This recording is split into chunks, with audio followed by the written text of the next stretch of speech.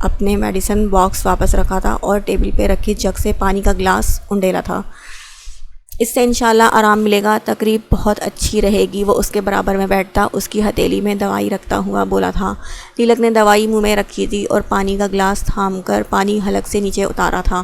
لیلک نے ایک ناراضگی بھری نگاہ اپنے ساتھ بیٹھے اس ہمسفر پہ ڈالی تھی، جس کی موجودگی اس کے چہرے پہ سرشاری اور شادابی بکھیرتی تھی۔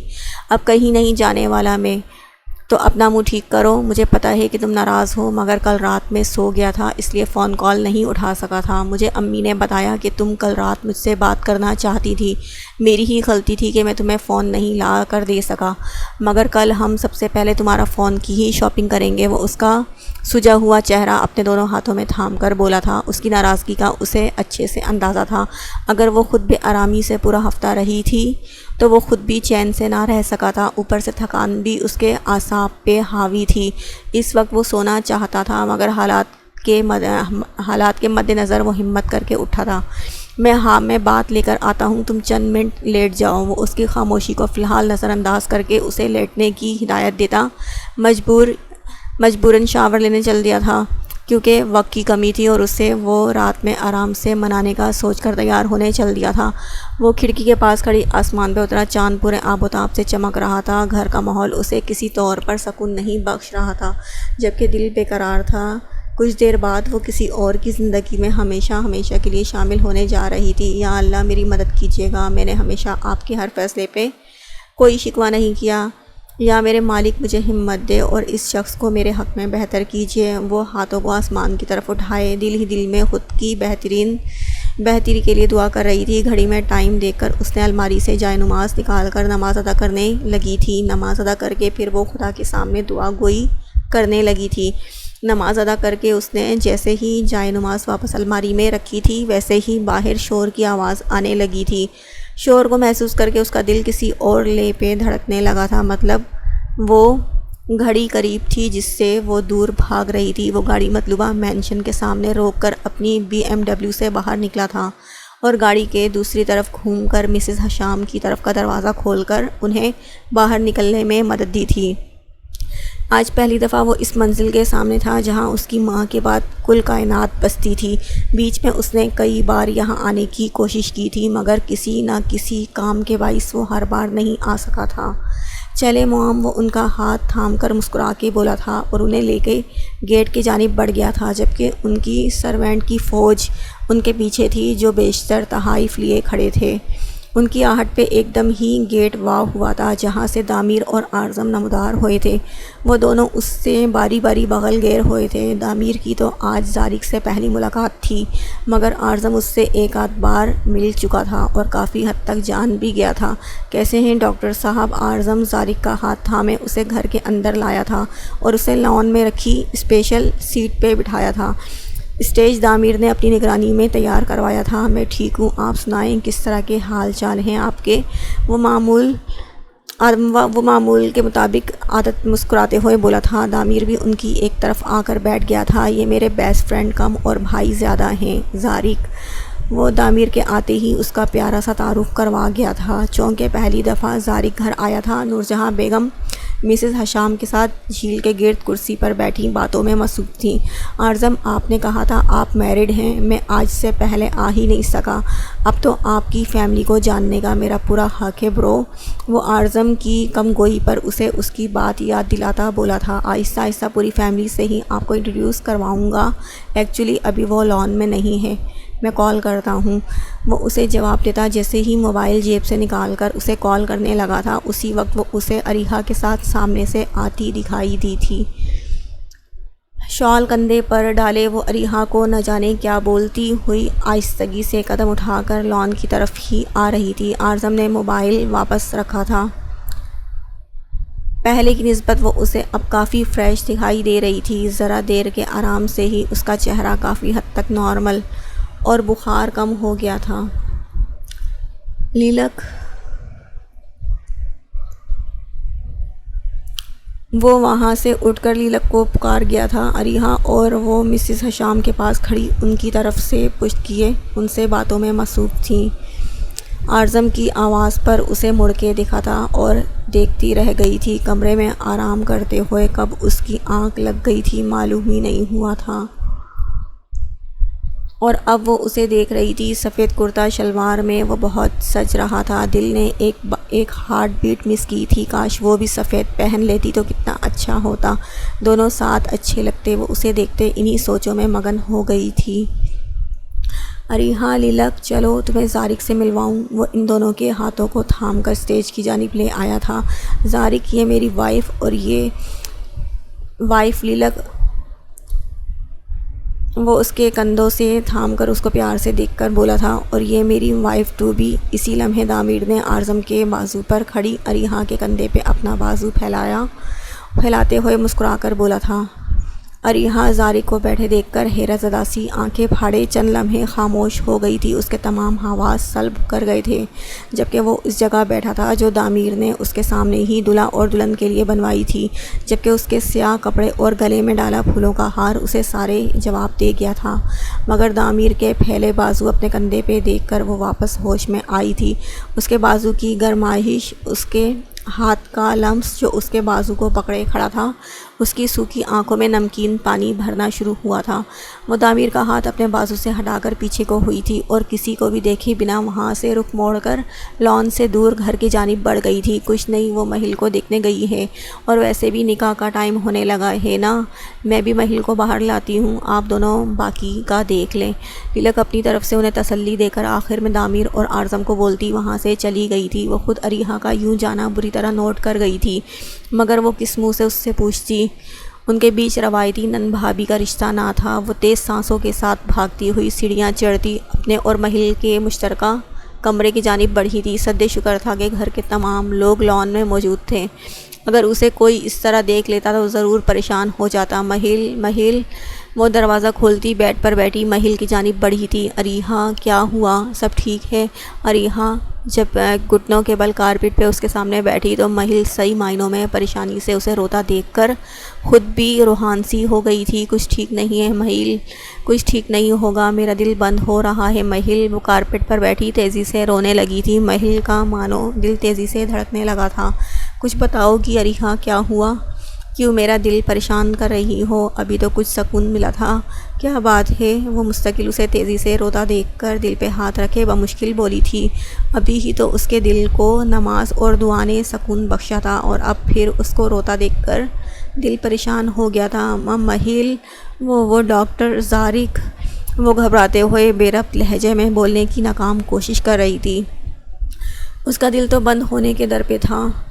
2 مہینوں سے وہ خاموشی سے اسے دل میں بسائے اسے چاہنے لگی تھی، راتوں میں اسے سوچنے لگی تھی۔ محل کب اس کی حالت سے ناواقف تھی، وہ تو اس کے دل کا حال اچھے سے جانتی تھی۔ ڈاکٹر زارق، پھر تمہیں یاد آ گیا اریحا، اس دن بھی میں نے منع بھی کیا تھا تمہیں کہ مت سوچا کرو اسے، کیوں ایک لا حاصل انسان کے پیچھے بھاگ رہی ہو، تباہ ہو جاؤ گی تم۔ اتنا پیار کرنے والا شخص تمہارے پاس ہے، پھر بھی تمہیں خدا کا شکر گزاری کا احساس نہیں ہے نا؟ وہ ڈاکٹر زارق کے نام پر پھٹ پڑی تھی۔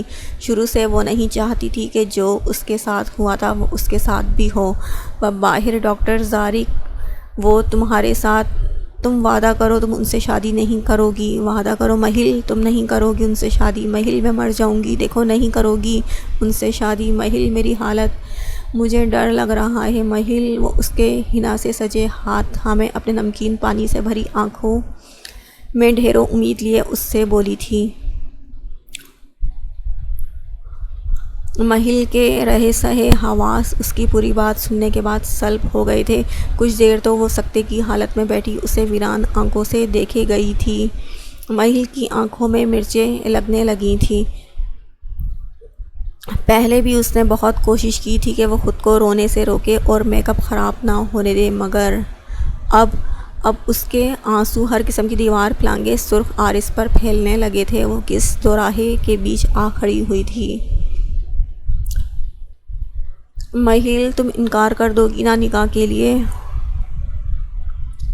تم تو سب جانتی ہو نا، پلیز محل، تم امی اور بھائی کو انکار کر دو، میں برداشت نہیں کر پاؤں گی۔ وہ اس کو ساکت بیٹھا دیکھ کر التجائی لہجے میں بولی تھی۔ اریحا کا دل سوکھے پتے کے مانند لرز رہا تھا۔ اس کا مثبت جواب سننے کے لیے اس کے جسم کا ایک ایک اعضا کان بن گیا تھا مگر وہ خاموش تھی۔ بولو مہل، کیوں نہیں بول رہی کچھ؟ عریہا نے اسے دونوں کندھوں سے تھام کر جھنجھوڑ کر رکھ دیا تھا مگر نم آنکھیں لیے بت بنی عروسی لباس میں سجی بیٹھی اسے دیکھ رہی تھی۔ سمجھ نہیں آ رہا تھا اسے کیا جواب دے، کیا اس کے سامنے بولے، کیا تسلی بخش اسے تسلی دے۔ مہل، میں کچھ کہہ رہی ہوں تم سے، کاش ہم پہلے دیکھ لیتے زارق کو تو یہ وقت آتا ہی نہیں، مگر پورے گھر نے ہمارے ساتھ کھیل کھیلا ہے، میرے ساتھ ساتھ تمہیں بھی کسی قدر جلدی راستے سے ہٹایا ہے۔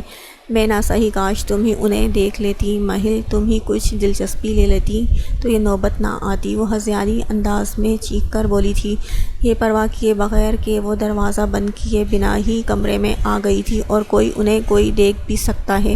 ذرا سی لاپرواہی کس قدر بھاری ثابت ہو سکتی تھی یہ ان دونوں کے گمان میں بھی نہ تھا۔ کچھ تو کہو مہل، تمہاری خاموشی مجھے اس وقت بالکل بھی اچھی نہیں لگ رہی، تم کچھ کہتی کیوں نہیں؟ وہ مستقل اسے کچھ نہ بولتے دیکھ کر اپنی سلکی اسٹریٹ بالوں میں ہاتھ پھنسا کر چیخی تھی، عریہا عریہا! اس کی ہچکیاں بن گئی تھیں، سمجھ نہیں آ رہا تھا کہ کیا بولے۔ تائی امی کو کیا جواب دینا ہوگا وہ آگے کا سوچ کر گھبرا رہی تھی۔ اس وقت اس کی عقل شعور سب نے کام کرنا چھوڑ دیا تھا۔ اگر وہ انکار کرتی تو نورجہاں بیگم کو کیا جواب دیتی، اور اگر انکار نہ کرتی تو عریہا کو کس منہ سے مناتی؟ ایک طرف کھائی تھی تو ایک طرف کنواں، دونوں میں گرنے سے اس کا اپنا ہی نقصان ہونا تھا۔ ایک بار پہلے وہ خود اپنا مستقبل خراب ہوتا اپنی آنکھوں کے سامنے دیکھ چکی تھی، مگر دوسری بار پھر شادی ٹوٹنا وہ برداشت نہیں کر پاتی۔ باقی اس کی رہی سہی عزت پہ تو اس نے کبھی کمپرومائز کیا ہی نہیں تھا، تو اس مین موقع پہ وہ کیسے آرام سے اپنی عزت کو کسی نقص و بے عزتی میں تبدیل کر سکتی تھی؟ کاش اس پل مجھے موت آ جائے، کاش یہیں اس وقت میری سانسیں تھم جائیں، کاش یہ وقت سرک جائے اور کچھ محسوس بھی نہ ہو۔ وہ بری طرح پھنس چکی تھی، آنکھیں میچے وہ اپنی موت کی دعا کرنے لگی تھی۔ تمہاری خاموشی کا جواب یہی ہے نا کہ تم میرے دل کو جنازہ گاہ بنا دو گی؟ عریہا کی سرخ آنکھیں، زرد ہوتا چہرہ، جبکہ اس کے دل پہ تیر چلاتے لفظ، مہل نے بے بسی سے اس کا چہرہ دیکھا تھا۔ دفع ہو جاؤ مہل، یہاں سے اٹھو چلو۔ وہ پاگل ہوتی ہذیانی انداز میں اس کا بازو تھام کر جارحانہ انداز میں اسے دوسرے ہی لمحے بیڈ سے اٹھا چکی تھی۔ یہ کیا کر رہی ہو عریہا؟ وہ اپنا توازن برقرار نہیں رکھ سکی تھی، پیروں میں آتے لہنگے سے وہ الجھتی بچی تھی۔ عریہا نے اس کو بازو سے تھام کر اپنے کمرے سے باہر کیا تھا اور اس کے منہ پر دروازہ بند کیا تھا۔ مہل جو اس افتاد کے لیے تیار نہ تھی، اس قدر آفت پر وہ ذرا سی سنبھل نہ پائی تھی، لہنگے میں اس کا پاؤں الجھا تھا اور وہ گرتے گرتے بچی تھی۔ اگر اس وقت باہر کھڑی لیلک اسے نہ تھامتی تو وہ یقیناً منہ کے بل بہت بری طریقے سے زمین بوس ہوتی۔ مہل، تم ٹھیک ہو نا؟ لیلک اسے بازوؤں سے تھام کر فکر مندی سے بولی تھی۔ ذرا سی دیر میں ہی اس کا پورا سجا روپ تہس نہس ہو گیا تھا۔ اس کا سارا چہرہ رونے کی وجہ سے کالا اور سرخ ہو گیا تھا، آنکھوں سے بہتا کاجل، پھیلی لپسٹک، جیولری کا برا حشر، جبکہ اس کا پنوں سے سیٹ کیا گیا دوپٹہ بگڑ چکا تھا۔ لیلک پہلی دفعہ وہ اس کا چہرہ غور سے دیکھتی، روتے ہوئے اس سے گلے لگ کر پھٹ کر رونے لگی تھی۔ اس کے گرد اپنے بازوؤں کا سخت حصار باندھ کر وہ اس کے سینے سے لگی لرز رہی تھی۔ مہل، سب ٹھیک ہے؟ کیا ہوا؟ عریہا اور تمہارے بیچ لڑائی ہوئی ہے؟ کیا حلیہ کر لیا ہے تم نے اپنا؟ باہر نکاح کے لیے بلا رہے ہیں سب تمہیں؟ وہ اس کی ڈوریوں سے سجی پیٹھ سہلاتی گویا ہوئی تھی۔ سن تو وہ اچھے سے چکی تھی، مگر وہ مہل سے ہی جاننا چاہتی تھی۔ ان کے تمام راز و نیاز سن کر وہ خود پریشان ہو گئی تھی۔ اسے خود آنے والا وقت خطرناک لگ رہا تھا۔ کچھ ٹھیک نہیں ہے لیلک؟ وہ اس سے الگ ہوتی ہاتھوں سے چہرے پر پہلے آنسو صاف کرتی روحانی سی انداز میں بولی تھی، جسم کے ساتھ اس کا دل بھی بری طرح لرز رہا تھا۔ لیلک اس کی بری حالت دیکھ کر اس کا ہاتھ تھام اپنے بیڈ روم میں لے گئی تھی۔ اگر کوئی اسے اس طرح دیکھ لیتا تو کتنے سوال کرتا اور وہ کیا جواب دیتی؟ لیلک نے اسے ڈریسنگ ٹیبل کے اسٹول پر بٹھا کر کمرہ لاک کیا تھا۔ چہرہ دیکھو اپنا، سب کچھ خراب ہو گیا ہے۔ لیلک کندھے پر سے دوپٹے کو سیٹ کی گئی پن ہٹاتے ہوئے بولی تھی۔ پنیں ہٹا کر اسے دوپٹے سے آزاد کیا تھا۔ مجھے ڈر لگ رہا ہے لیلک، اریحا وہ ڈاکٹر زارق کو میں سب سن چکی ہوں۔ مہل مجھے بتاؤ کیا کرنا ہے تمہیں؟ اب تم نے ساری سچویشن خراب کر دی ہے۔ تمہاری اس قدر بری حالت پر میرے ہاتھوں میں لرزش آ گئی ہے۔ اگر امی کو سب پتہ لگ گیا تو کیا بولوں گی تم؟ کتنا برا لگے گا؟ کیا بولو گی تم؟ کتنا برا لگے گا؟ سب باہر کتنے مہمان جمع ہو چکے ہیں اور تمہاری ہونے والی ساس کب سے تم سے ملنا چاہ رہی ہیں، کب سے تمہیں اعظم باہر بلا رہے ہیں نکاح کے لیے، مولوی صاحب انتظار کر رہے ہیں۔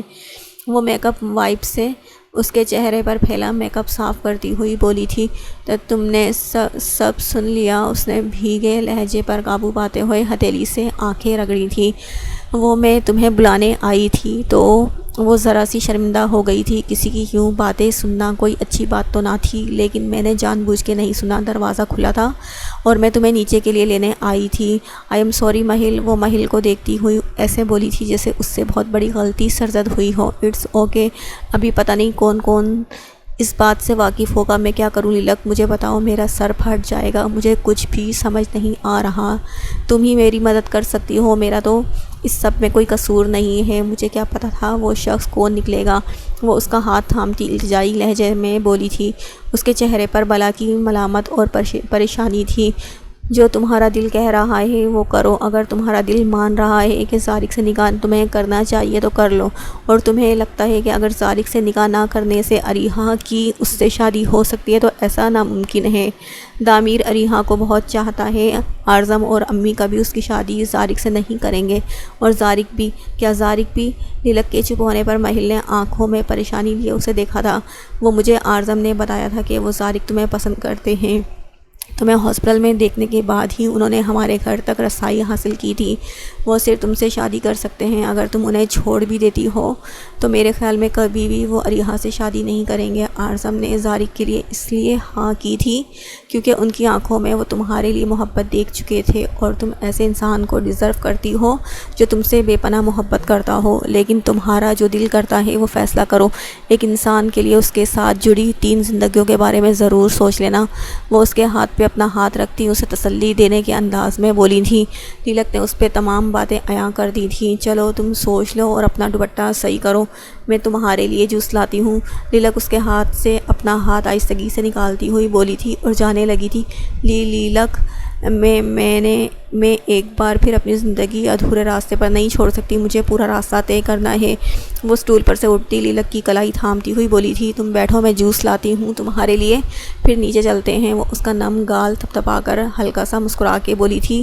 لیلک کے جانے کے بعد وہ ٹوٹے دل کے ساتھ واپس بیڈ پہ جا کر بیٹھ گئی تھی۔ وہ سہج کے قدم اٹھاتی لیلک کے سنگ دل پر پتھر رکھے لان تک آ رہی تھی۔ چہرے پر میرون کلر کے کامدار دوپٹے کا گھونگھٹ ڈالے وہ اپنے چہرے کے تاثرات اور آنکھوں میں پھیلتی نمی چھپا گئی تھی۔ اریحا کہاں ہے؟ نورجہاں بیگم مہل کو اکیلا لیلک کے ساتھ آتے ہوئے دیکھ کر ان کے قریب آئی تھی اور مہل کا ایک بازو پکڑ کے دھیمی آواز سے لیلک سے پوچھا تھا۔ مہل بآسانی ان کا سوال سن چکی تھی۔ امی آ رہی ہیں۔ وہ ایکچولی اس کے دوپٹے پر جوس گر گیا تھا تو وہی واش کر رہی تھی۔ لیلک اپنی طرف سے بہانہ بناتی ہوئی سنبھل کے بولی تھی۔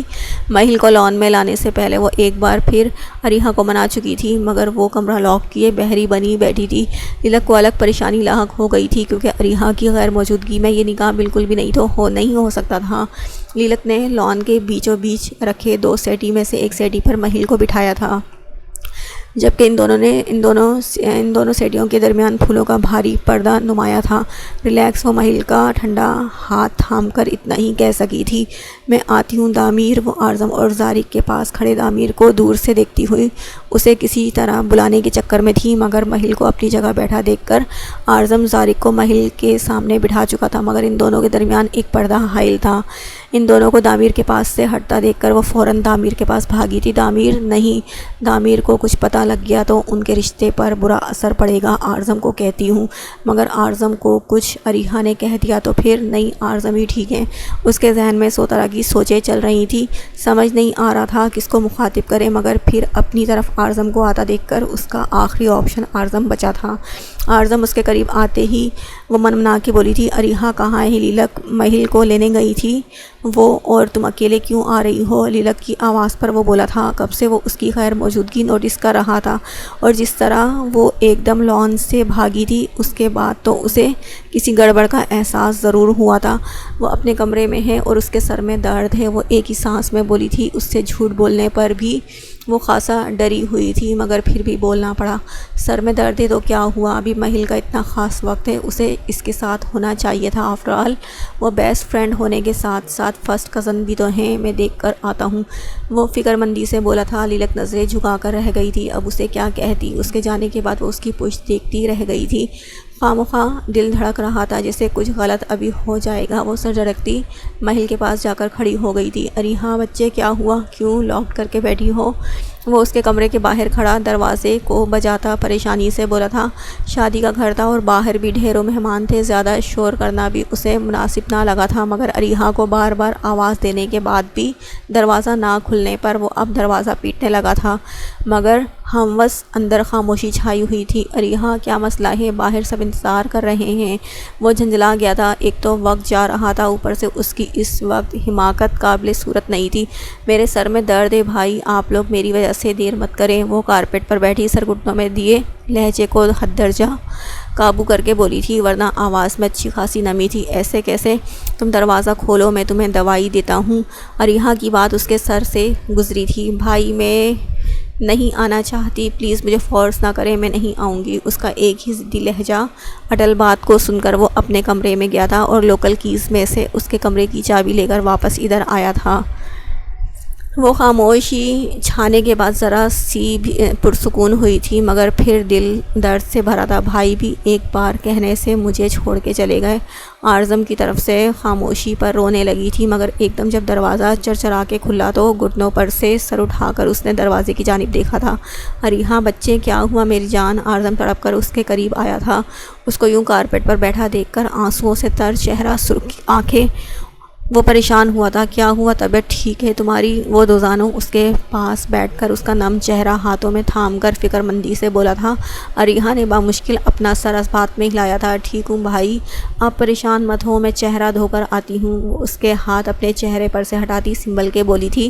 آرزم کا کمرے میں آنا اسے بہت اچھا لگا تھا، اتنی سی بات پر اس کا دل سنبھل گیا تھا، ورنہ وہ سوچ سوچ کر پاگل ہوتی جا رہی تھی کہ اس کا اپنا اتنا اچھا بھائی کیوں بدل گیا ہے۔ نورجہاں بیگم تو اس کے ساتھ شروع سے ہی تھوڑی خائف رہتی تھی، کچھ اصول پسند بھی تھی، مگر اپنے پیار کا اظہار کم کرتی تھی، مگر آرزم کے ایک دم سے لیے گئے رویے کو اسے خاصا نوٹس میں لیا تھا، اور اب اس کا قصور وار وہ صرف دامیر اور لیلک کو سمجھتی تھی۔ وہ دوپٹہ سنبھالتی اٹھی تھی اور باتھ روم میں جا کر واش بیسن کے شیشے میں اپنی شکل دیکھی تھی۔ اس کے چہرے کی سفید رنگت سرخ، جبکہ اس کی میک اپ سے سجی آنکھوں کا الگ ہی حال ہو گیا تھا۔ کچھ دیر پہلے کھلتا ہوا چہرہ کہیں مانند پڑ گیا تھا۔ اس نے صابن اٹھا کر اچھے سے اپنا چہرہ دھویا تھا۔ ٹاول سے صاف کرنے کے بعد وہ کمرے میں آ گئی تھی، جہاں آرزم ہاتھ میں پانی کا گلاس اور ٹیبلٹ لے کر کھڑا تھا۔ اس کے باہر آنے پر وہ اس کا ہاتھ تھامے بستر تک لایا تھا۔ یہ لو۔ ٹیبلٹ اس کے ہاتھ میں دے کر وہ بولا تھا۔ اس کے چہرے پہ اچھی خاصی فکر لاحق تھی۔ اریحا گولی کھانے کے ساتھ ساتھ اس کا چہرہ تکنے لگی۔ بے ساختہ اس نے اپنا سر آرزم کے کندھے پہ ڈال دیا تھا۔ دل تھا کہ ایک بار پھر بھرنے لگا تھا، زخم پھر ادھڑنے لگے تھے، اور یہ زخم اب تو بار بار ادھڑیں گے۔ کیا ہوتا اگر محل اس کی بات سمجھ جاتی؟ کیا ہوتا اگر محل اس کی بات کی لاج رکھ لیتی؟ اریحا سب ٹھیک ہے؟ تمہیں تو ٹیمپریچر بھی ہو رہا ہے بیٹا۔ آرزم نے جب اس کا گرم ہاتھ تھاما تو چونک کر بولا تھا، اس قدر ٹھنڈ میں بھی اتنا گرم لمس؟ بھائی بس تھکان، آپ نے دوائی کھلائی ہے نا، اب ٹھیک ہو جاؤں گی۔ وہ اس کے کندھے پر سے سر ہٹاتی اس کی آنکھوں میں دیکھتی بولی تھی۔ اس کی آنکھوں میں چھائی ویرانیاں دیکھ کر وہ اس کا ہاتھ تھام کر بستر سے اٹھا تھا۔ اس کی آنکھوں کا سرد پر خاموشی دیکھ کر آرزم نے دھیان میں دھیان میں ضرور لیا تھا، مگر موقع کی مناسبت دیکھ کر وہ اس کا گرم ہاتھ تھام کر بولا تھا، چلو نیچے بھائی، میں نہیں جا رہی۔ وہ اپنا ہاتھ اس کے مضبوط ہاتھ میں دیکھتی نظریں جھکا کر بولی تھی، اس کے سامنے جھوٹ بولنے سے بھی ڈرتی تھی۔ یہ وہ بھائی تھا جس سے وہ ہر بات شیئر کرتی تھی، مگر ذرا سے وقت اور حالات نے ان کے بیچ فاصلے پیدا کر دیے تھے۔ دیکھو اریحا، مہل تمہاری بہن ہے، اگر تم اس کے اتنے اہم موقع پر پیش نہیں ہوگی تو کیسے کام چلے گا؟ تم بھی وہ کام مت کرو جس کے باعث بعد میں شرمندہ ہونا پڑے۔ میری شرمندگی انتہا کی تھی جب میں نے اس کے ساتھ غلط کیا تھا۔ کل کو پھر جب جواب دہی ہوگی تو ہمارے پاس کوئی جواب نہیں ہوگا۔ اگر اس کی فیملی ہوتی تو ہماری موجودگی کی شاید اسے ضرورت بھی نہ ہوتی، مگر اب اس کی فیملی ہم ہیں اور ہماری موجودگی نہیں ہوگی تو وہ کیسا فیل کرے گی؟ اور تم خود سوچو، اللہ تعالیٰ تم سے ناراض بھی ہو جائیں گے۔ اب چلو شاباش اٹھو، دیر ہو رہی ہے یار، تم سے میں رات میں بات کروں گا۔ وہ اس کو زبردستی اٹھاتا کمرے سے باہر لایا تھا، اور کمرے سے باہر لانے کے بعد گھر کے لان تک کا سفر اریحا نے کیسے کیا تھا اسے محسوس بھی نہ ہوا تھا۔ اعظم کی گرفت میں وہ کھینچتی چلی گئی تھی۔ لان کا منظر دیکھ کر اس کی آنکھیں چندیا گئی تھیں۔ ان دونوں کو ایک دوسرے کے ساتھ بیٹھا دیکھ کر اس کے دل پر بوجھ پڑا تھا، مگر صبر بھی کیا کمال ہوتا ہے۔ وہ اعظم کے بازو کی گرفت میں دبک کے کھڑی نہ چاہتے ہوئے بھی اس نکاح کا حصہ بن گئی تھی۔ لیلک نے ہلکی سی مسکراہٹ سے پورے نکاح کے بول پر اعظم کو دیکھا تھا۔ دل چاہ رہا تھا کہ وہ اس کا ہاتھ تھام کر اس تقریب کو چھوڑ کر اسے کمرے میں لے جائے جہاں وہ ہو اور صرف اس کی محبت ہو، مگر یہ ظالم سماج اور اس کی رسوم۔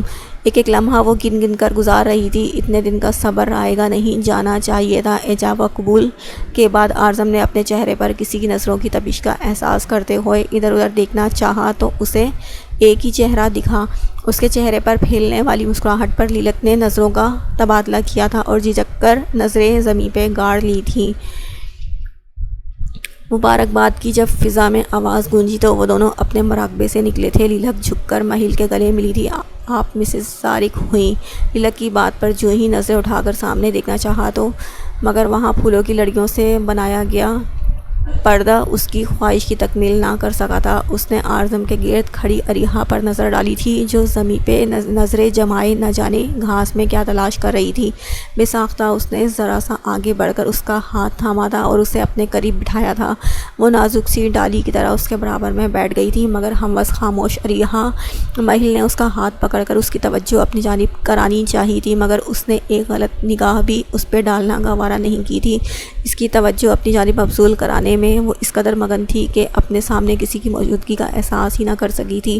احساس تو تب ہوا جب کسی نے اس کے چہرے پر گرا گھونگھٹ کا دوپٹہ اس کے چہرے سے جدا کر کے پیچھے کو گرایا تھا۔ یہی وہ لمحہ تھا جب مہل نے گڑبڑا کر اریحا کا ہاتھ چھوڑا تھا اور سامنے دیکھا تھا۔ سامنے دیکھنے کی دیر تھی، اس کا رواں اس بات کی گواہی دینے لگا تھا کہ اگر وہ کچھ لمحے مزید دیکھتی رہی تو اپنے حواس کھو دے گی۔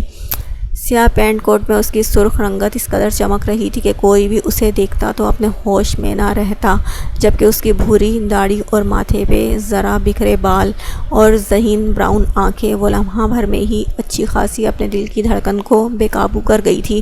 آج پہلی دفعہ تھا کہ محرم کے روپ میں اس نے پہلی گہری نظر طارق پہ ڈالی تھی، ورنہ پہلی دو ملاقاتیں تو وہ بھول ہی چکی تھی۔ اس نے اپنے لمحے میں اپنے لہجے میں بے قابو پاتے دل کے ساتھ وہ ایک سیکنڈ میں ہی اریحا کا حال سمجھ گئی تھی۔ وہ تو اس کا نام نہاد ٹیچر رہ چکا تھا، ہاسپٹل میں بھی بیشتر ملاقاتیں اور پھر اس کا بار بار دیدار۔ وہ خود بھی تو پہلی نظر میں اسے دیکھ کر اپنا دل بے قابو کر چکی تھی۔ وہ اپنی سوچوں میں اس قدر مگن تھی کہ کب نور جہاں بیگم نے اس کا ہاتھ طارق کی چوڑی ہتھیلی پہ رکھا تھا اسے پتہ بھی نہ لگا تھا۔ اس نے مسکراتی نظروں کے ساتھ مہل کا ہاتھ تھاما تھا۔ اس کے چہرے پہ اس قدر چمک اور خوشی پھوٹ رہی تھی کہ کوئی بھی اس کا چہرہ دیکھ کر اس کے دل کے حال اور خوشی کا اندازہ لگا سکتا تھا۔ کوئی فوٹوگرافر کا انتظام کیا بھی ہے یا نہیں؟ اس نے مہل کا ہاتھ تھام کر اپنے برابر کھڑا کیا تھا۔ وہ ہیلز پہن کر بھی اس کے کندھے تک ہی آ رہی تھی۔ اس نے لان میں کوئی فوٹوگرافر یا کیمرہ نہ دیکھ کر ان لوگوں سے سوال کیا تھا۔ ایکچولی طارق مہل نے کسی بھی فوٹوگرافی سے انکار کیا تھا، اسی لیے یہاں کوئی مووی اور فوٹو میکر نہیں ہے۔ مہل نے صبح ہی دامیر کو ہر اس بات سے آگاہ کر دیا تھا جس کے وہ خلاف تھی۔ ابھی بھی وہ چہرہ نیچے کیے بس ان سب کو ہی سن رہی تھی، جبکہ اس کا سارا دھیان اریحا پہ تھا، جو وہیں اب تک بیٹھی تھی جہاں اس نے اپنے پاس اسے بٹھایا تھا۔ اسے اب اپنی غلطی کا احساس ہو رہا تھا کہ وہ کس قدر غلط کر چکی ہے۔ اوکے، مگر میرے فون سے کچھ میموریز تو کلیکٹ کرو، ورنہ میں اپنے بچوں کو کہاں سے اپنی شادی کی تصویریں دکھاؤں گا۔ وہ کوٹ کی پاکٹ میں سے اپنا فون نکال کر دامیر کو تھماتے ہوئے بولا تھا۔ تصویروں کے چکر میں مہل کی جو شامت آئی تھی، اس سے وہ ابھی سے گھبرا گئی تھی۔ وہ لان کے کونے میں مہل کو اپنے حصار میں لیے کھڑا مختلف پوز میں تصویریں کھنچوا رہا تھا، جبکہ دامیر اس کے اس قدر جذباتی پن اور محبت پر مسکراتے ہوئے ڈھیروں ان کی تصویریں نکال چکا تھا۔ بس دامیر، وہ اس کے قریب کھڑی ہلکان ہوتی بولی تھی۔ اس کا دل اریحا کی وجہ سے اتنا پریشان تھا کہ کسی بھی چیز میں دل نہیں لگ رہا تھا، بلکہ اب تو ہر چیز سے دل اچاٹ ہو چکا تھا۔ وہ زارق کے ہاتھ میں سے اپنا ہاتھ آہستگی سے نکالتی، رخ موڑ کر دھیرے سے قدم اٹھاتی لون کو دیکھنے لگی تھی، مگر اسے وہ کہیں نظر نہ آئی تھی۔ وہ بے سکون دل کے ساتھ لان کی راہداری سے ہوتی ہوئی گھر کے اندرونی حصے کی جانب گئی تھی، اور وہ اسے کچن میں جاتی ہوئی نظر آئی تھی۔ وہ اپنا بھاری لہنگا سنبھالتے ہوئے کچن کی طرف گئی تھی۔ اریحا میری جان،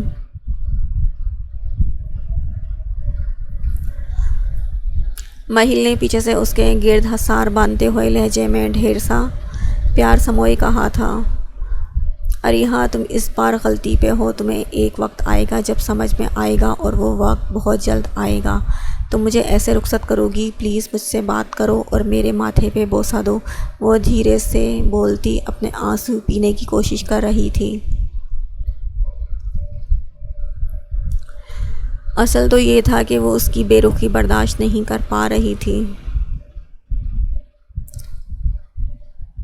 مس مہل، مجھے امید ہے کہ آئندہ آپ مجھ سے مخاطب ہونا نہیں پسند کریں گی، اور آپ کے لیے بہتر یہی ہوگا کہ میرے سامنے نہ آئیں۔ آپ کو آپ کی خوشیاں مبارک۔ آپ جو چاہتی تھی آپ کر چکی۔ آپ نے بھائی کا بدلہ مجھ سے لے ہی لیا، بہت شکریہ۔ یہ آج واضح کرنے کے لیے ایک بہن دوسری بہن کی خوشیوں کو کیسے قاتل ہوتی ہے کہ ایک دوست بھی اپنی دوست کی دشمن ہو سکتی ہے۔ میرا تم سے آج کے بعد کوئی واسطہ نہیں۔ خوش رہیے اور خوش رہنے دیجیے۔ وہ اس کے ہاتھ اپنے پیٹھ پر سے ہٹاتے ہوئے سکتے میں بولی تھی۔ حد درجہ لہجے کو قابو کرنے کے بعد بھی اس کی آواز میں نمی گھل گئی تھی۔ اس کے سامنے ہاتھ جوڑنے کے بعد وہ کچن سے بھاگتی چلی گئی تھی، جبکہ پیچھے مہل بت بنی کھڑی رہ گئی تھی۔ وقت کا کام ہے گزرنا۔ اس کے ہاتھوں سے وقت اس قدر جلدی پھسلتا چلا گیا تھا۔ کب وہ اپنے گھر سے اس گھر میں آئی، اسے خبر ہی نہ ہوئی تھی۔ وہ تو اپنے تمام تر حواس پیچھے چھوڑ آئی تھی۔ اب تو بت بنی بیٹھ کے بیچوں بیچ بیٹھی، لہنگے کو پھیلائے ہوئے وہ کن مراقبوں میں تھی۔ پورا کمرہ سفید اور سیاہ پھولوں سے آراستہ تھا، یہاں تک کہ بیڈ بھی پھولوں کی پتیوں سے سجا ہوا تھا۔ جس طرح وہ پور سجائی گئی تھی، اس طرح یہ کمرہ بھی اپنی خوبصورتی سے ماحول میں چار چاند لگا رہا تھا۔ کمرے میں جلتی ہر تھوڑی جگہ کے وقفے کے بعد رکھی موم بتیاں، زیرو بلب کی روشنی، رنگین روشنی، گلاب کی پتیوں سے اٹھتی مسحور کن خوشبو کہ جو نہ بھی پاگل ہو وہ بھی ادھر کا ماحول دیکھ کر اپنے ہوش کھو دے، اس قدر فسق خیز ماحول۔ بیٹا کچھ اور چاہیے ہو تو روم فریج میں سب اشیاء ہیں، تم اب 2 گھڑی ٹیک لگا لو، زارق آتا ہی ہے۔ بس مسز حشام اسے زارق کے کمرے میں پہنچا کر اس کے بڑے سے کمرے کا ایک ٹور بھی کروا چکی تھی۔ اس کے ایک آدھ بات چھوٹی موٹی چیزیں بتائے جا رہی تھیں، اور اب اسے بیڈ پہ بٹھا کر بیڈ کے ساتھ رکھی ٹرالی کی طرف متوجہ تھیں، جس میں 3-4 قسم کے جوسز، ڈرائی فروٹ، ملک، اسنیکس، فروٹس تھے، جبکہ روم ریفریجریٹر الگ تھا۔ مہل کو ان چیزوں میں ذرا بھی دلچسپی نہ ہوئی تھی۔ ان کے کمرے سے جانے کے بعد اسے کمرے کا ماحول انتہائی خطرناک لگا تھا، جبکہ آنے والے کا سوچ سوچ کر اس کی ہتھیلیاں بھیگنے لگی تھی۔ اریحا کے کہے گئے جملے اس کے دل پہ ایسے تیر چلا رہے تھے کہ اس کا اہم فنکشن تو برباد ہو ہی چکا تھا، جبکہ اب بھی اس کا جسم ہولے ہولے لرز رہا تھا۔ کیا وہ اتنا غلط کر چکی تھی کہ اسے ایک قاتل ٹھہرا دیا تھا؟ کیا ہر بار وہ ہی قربانی دینے کے لیے بچی تھی؟ وہ کیسے بتاتی کہ اس نے یہ شادی کر کے بھی اپنی قربانی دی تھی؟ کیسے ایک دم سے کسی کی محبت انسیت ختم کر کے دوسرے انسان کو زندگی میں شامل کر لینا، وہ بھی اس زندگی میں شامل کرنا جس کے بعد آپ کے اپنے لیے کچھ بچتا ہی نہیں، سب کچھ اسی شخص کے نام ہو جاتا ہے۔ اس نے کب اعظم کا بدلہ لیا؟ اعظم کی زیادتی کو تو وہ دل سے قبول کر چکی تھی، اور پھر اعظم اور اس کا کیا لنک؟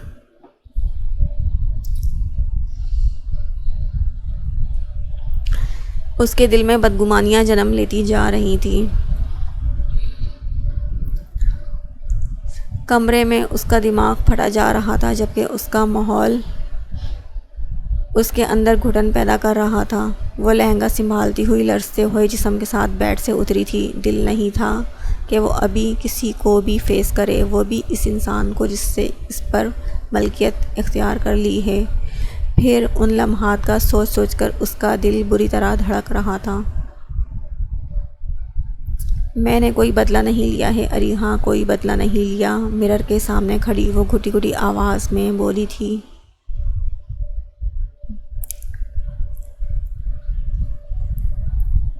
کوئی بدلہ نہیں لیا۔ اس کی کاجل سے بھری گہری سیاہ آنکھیں آنسوؤں سے بھرنے لگی تھیں، جبکہ بلڈ ریڈ لپسٹک میں رنگے کٹاؤ لب کپکپانے لگے تھے۔ اپنی پاگل ہوتی حالت اور سر میں اٹھتی شدت بھرے درد کو برداشت کرتی ادھر ادھر درازوں میں نہ جانے کیا تلاش کرنے لگی تھی۔ ایسی حالت میں تو اس وقت وہ کسی کا وجود برداشت کرنے کے حق میں نہیں تھی، جب اسے اپنا خود کا وجود زہر لگ رہا تھا۔ کافی دیر بعد کمرے کو تلاشنے کے بعد بڑی مشکل سے اپنی مطلوبہ چیز ملنے کے بعد وہ باکس اس نے اپنے حنائی ہاتھوں میں لیا تھا۔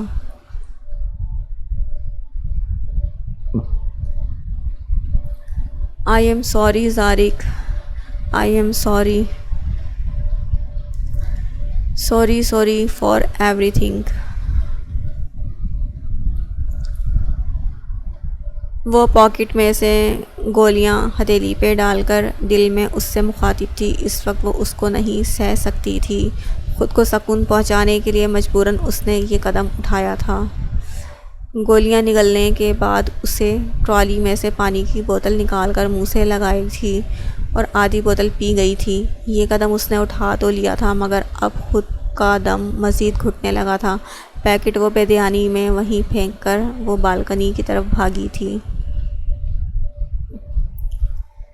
اس دنیا میں کوئی بھی چیز مستقل فائدہ نہیں دیتی۔ چاندنی راتیں بھی صرف چند لمحوں کی سوغات ہماری جھولی میں ڈال کر اندھیری راتوں میں چھپ جاتی ہیں۔ ایسے اداسیاں اور تاریکیاں غالب آ جاتی ہیں اور دلوں کی محفلیں سنسان ہو جاتی ہیں۔ سیاہ تاریکی پہ نظر رکھتے ہوئے وہ اپنا لرزتا ہوا وجود سنبھالنے کی کوشش میں تھی۔ وہ کس قدر بوجھل ہوتے دل کے ساتھ اپنے بھاری ہوتے وجود کو گھسیٹ کے کمرے سے منسلک بالکنی تک لائی تھی۔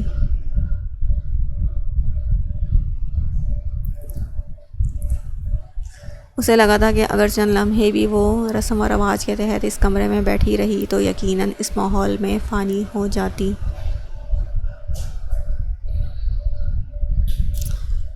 لیکن یہاں بھی کوئی کم فسق و خیز ماحول نہ تھا۔ رات کے اندھیرے تاریکی خاموشی سے اسے بے انتہا ڈر لگ رہا تھا۔ دل جیسے دھڑک دھڑک کر رکنے لگا تھا۔ ہاتھوں کی ہتھیلیاں اس ٹھنڈ میں بھی نم پڑ گئی تھیں، جبکہ چہرہ پسینے میں تر ہو گیا تھا اور سرخ ڈورے بھری آنکھوں میں تیرتے آنسو صاف واضح تھے۔ آنے والے وقت کا سوچتے سوچتے اس کی دھڑکن مدھم ہوتی جا رہی تھی اور سانس لینے میں مشکلات پیش آ رہی تھی۔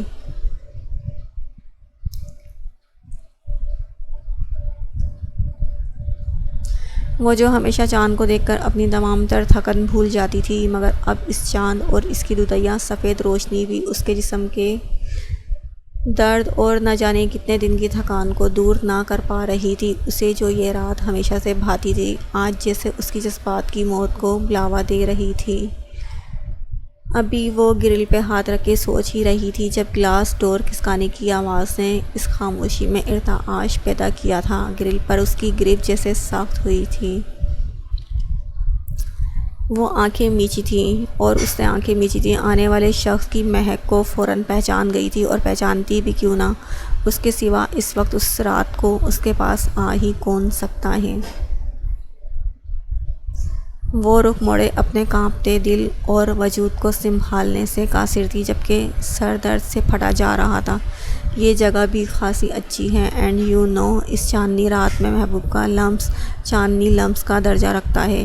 اس کے حسن کی رعنائیاں جیسے اسے پتھر بنا رہی تھیں۔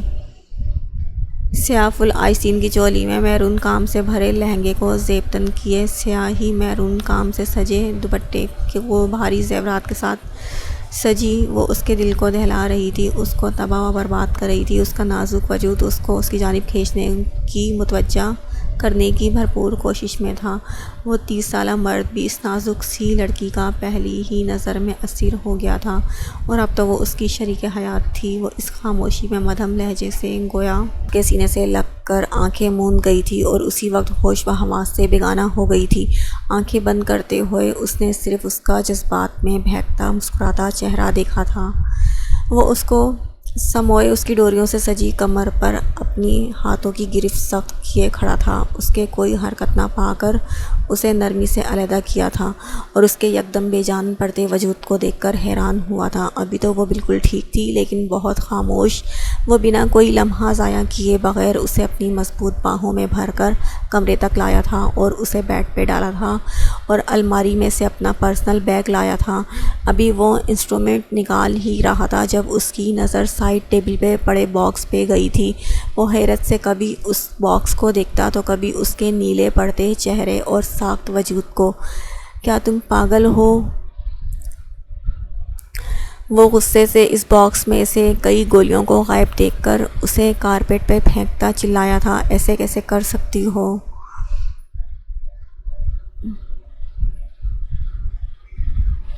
وہ بالوں میں ہاتھ گھسائے ضبط کے آخری مراحل پہ تھا۔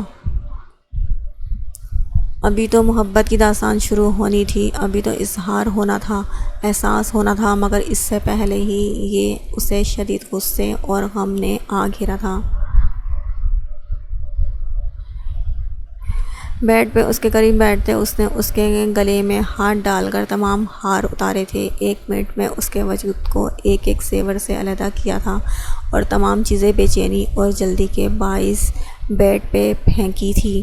وہ چیزیں جو وہ اتنی محبت سے اس کے لیے خرید کے لایا تھا، اور آج بے دردی سے اتارتے ہوئے وہ غصے سے ایک ایک چیز پھینکتا جا رہا تھا۔ اب وہ صرف چولی اور کامدار لہنگے میں موجود تھی۔ اس حالت میں اسے ہاسپٹل لے کر جانا بھی ایک نئی آفت تھی، مگر اس کا دل پوری طرح ٹوٹ چکا تھا۔ جو لڑکی اپنی زندگی کی اتنی اہم رات سلیپنگ پلس لے کر برباد کر سکتی ہے تو وہ اس کو غلط بھی سمجھ سکتی ہے۔ دکھ تو اس بات کا تھا کہ اس نے ذرا سا بھی اس کا نہیں سوچا تھا، اسی لیے اسے نفی میں سر ہلا کر الماری سے ایک چادر نکالی تھی اور اس کے گرد ڈال کر اسے بازوؤں میں بھرا تھا۔ جانے سے پہلے اس نے شب خوابی کا لباس بدل کر شرٹ اور جینز ضرور بدلے تھے۔ اب سیڑھیاں تیزی سے اترتا وہ کار پورچ میں لا کر اسے فرنٹ سیٹ پہ ڈالا تھا اور خود ڈرائیونگ سیٹ پہ بیٹھا تھا۔ اپنے ہاسپٹل کا 25 منٹ کا راستہ اس نے 10 منٹ میں طے کیا تھا۔